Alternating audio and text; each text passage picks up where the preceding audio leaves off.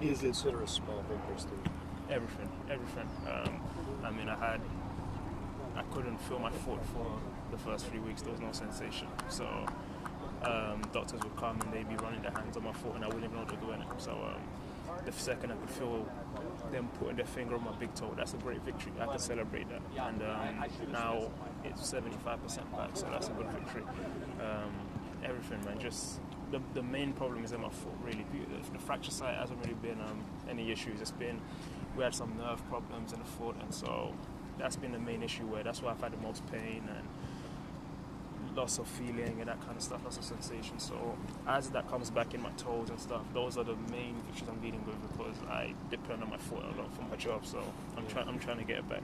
In terms of full soccer, are you thinking training camp 2012? Is that what you're kind of aiming for? No, again, one of the things David said to me was don't get set a timeline. And I'd already told the doctors the first night, don't tell me it's going to be 6 months or 8 months. I don't want to hear that because if they told me 6 months and then after 7 months I wasn't back, I'd become depressed. So I just wanted to work on my own timeline and then I'd be back when I was back. So I've set no kind of timeline. The way it's going is like it's like 1 week I can't bend my leg and then the next week I'm walking. And then I'm walking with 2 crutches and I can barely do it, and then by next week I'm on no crutches. So it's like it happens pretty quickly sometimes. So I'm not ruling anything out. I don't know what's gonna happen. I'm just gonna do my best to get back as soon as I can, and whenever that is, I'll be happy. You mentioned your tackle coinciding with Javier Morales and David Ferrer. Do you think the league has kind of done enough in the aftermath of those 3 together? I mean, I'm not really going to speak on the fines and the suspensions and stuff. I just think there's only so much the league can do, because then you're going to start penalising because sometimes it's really bad tackle when the guy luckily doesn't get injured. So do you penalise that tackle? I don't know. Are you going to penalise only when people break their leg or break their ankle or something? It's kind of tough to say. So I just think there has to be an overall approach of where you encourage referees to protect players. I think if referees would card people, I mean, there was a tackle on Rosales in the game against Chicago, and he didn't give the guy a yellow card. I mean, then it doesn't stop that guy from doing it again if he's not going to get booked. So if you give him a yellow card, you send a strong message. I think it comes down to it has to be managed on a pitch level. Only so much the league can do.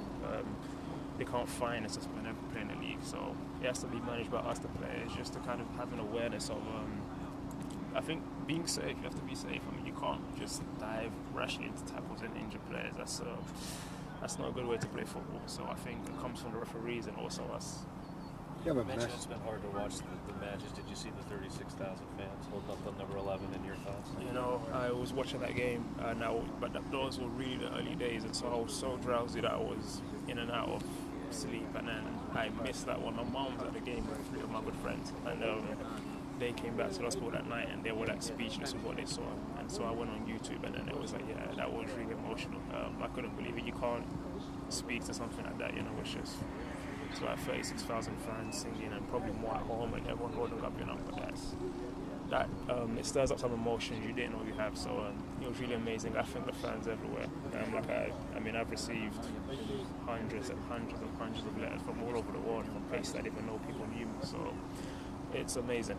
That definitely encourages you to keep you going. So that was an amazing tribute, and I'm always going to be grateful to the Sounders fans.